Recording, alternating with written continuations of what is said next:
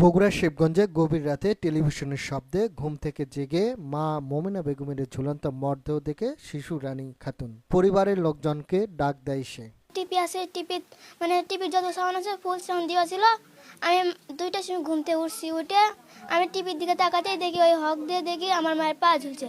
পরে আমি ওই কোথায় দৌড়ে আসে ফ্যানের সাথে দড়ি টাঙানো ছিল, আমি দড়িটা কাটে আমার মাকে ওখানে ফেলে আমি বাইরে যাই সবাইকে ডাকছিলাম। পরে আমার এক যাতাতো ভাই আর হলো গিয়ে আমার ফুফাতো ভাই আর আমার একটা বড় আপা আসে দেখলো নিঃশ্বাস আসে না, পরে তারা বললো যে মারা গেছে।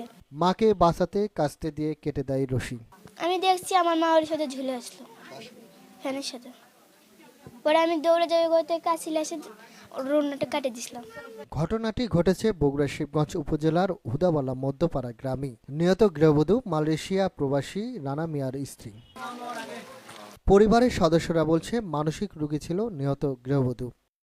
1 বছর থেকে মাথার সমস্যা, মাথার খালি কামড় সেই কামড় কলে পরে তা আবার বেশি হতো। ঠেঙা বাড়া পর্যন্ত ঘুরে লিয়ে আনু, চিকিৎসা করে লিয়ে আনু, রিপোর্ট পরীক্ষা করে লিয়ে আনু। আমার কইলো মা ভর্তি হয়ে থাক, ডাক্তারে কলো ভর্তি হয়ে থাকা লাগলে ওষুধ পাতি লিয়ে বাদ দান। ছেলে ওষুধ লিয়ে আসছি 2 দিন থেকে কিলেনু, আমি থাকে কিলেনু। রাতের তখন মনে হয় প্রায় 1:30টা বাজে।